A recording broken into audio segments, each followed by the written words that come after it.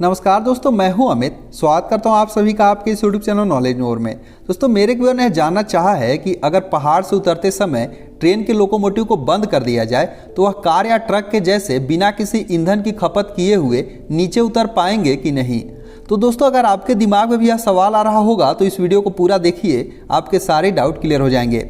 दोस्तों, पहाड़ से उतरते समय ट्रेन के लोकोमोटिव को बंद कर दिया जाए तो वह कार या ट्रक के जैसे बिना किसी ईंधन की खपत किए हुए नीचे उतर सकते हैं कि नहीं। इस बात को समझने से पहले आपको कार या ट्रक या फिर ट्रेन के लोकोमोटिव के फंक्शन के बारे में जानना होगा। दोस्तों, जनरली होता क्या है कि जब भी किसी पहाड़ से कोई ट्रक या कार उतरती है तो उसके ड्राइवर उसके इंजन को बंद कर देते हैं, जिससे यहाँ पर जो फ्यूल होता है उसका कंजम्पशन कम हो जाता है और यहाँ पर कुछ फ्यूल की बचत हो जाती है।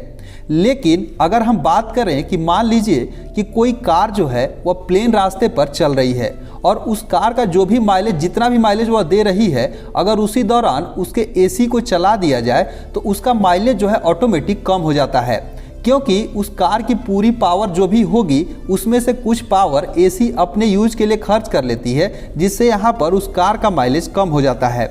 दोस्तों, लोकोमोटिव के केस में भी कुछ ऐसा ही होता है। यहाँ पर होता क्या है कि ट्रेन के इंजन की जो भी पावर होती है उसमें से करीब 200 से 300 हॉर्स पावर की जो ताकत है वह लोकोमोटिव के अंदर लगे कुछ फंक्शन अपने यूज के लिए करती है,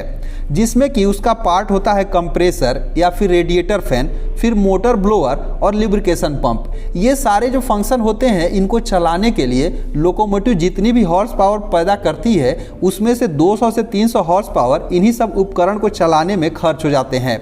तो दोस्तों, अगर मान लीजिए कि कोई पहाड़ से कोई लोकोमोटिव उतर रही है और उसके इंजन को बंद कर दिया जाए तो इसमें से इतने सारे जो फंक्शन है ये सारे ऑटोमेटिक बंद हो जाएंगे और इससे बहुत बड़ी प्रॉब्लम हो जाएगी। सपोज मान लीजिए कि अगर चलती यहाँ पर लोकोमोटिव को बंद कर दिया जाता है तो इसमें सबसे पहला उसका रेडिएटर फैन जो है बंद हो जाएगा, जिससे यहाँ पर लोकोमोटिव को जो भी ठंडा करने का सिस्टम है वह काम नहीं करेगा, जिससे यहाँ पर गैसकेट वगैरह उसके पिघल जाएंगे और यहाँ पर इंजन क्षतिग्रस्त हो जाएगी।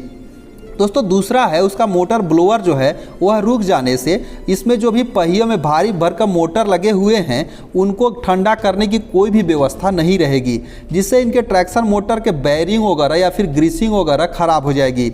तीसरा है कंप्रेसर। मान लीजिए कि अगर लोकोमोटिव को बंद कर दिया जाता है तो इसका जो कंप्रेसर है वह काम करना बंद कर देगा। ऐसे में होगा क्या कि ट्रेन में जो भी ब्रेकिंग सिस्टम के लिए 6 kg का प्रेशर मेंटेन किया जा रहा है वह नहीं हो पाएगा और ट्रेन में जो है ऑटोमेटिक ब्रेक अप्लाई हो जाएगी और यहाँ पर कंप्रेसर को जब पुनः चालू किया जाएगा और ब्रेक पाइप में जब ये 6 kg का प्रेशर मेंटेन होगा तभी पुनः ट्रेन चलना शुरू करेगी।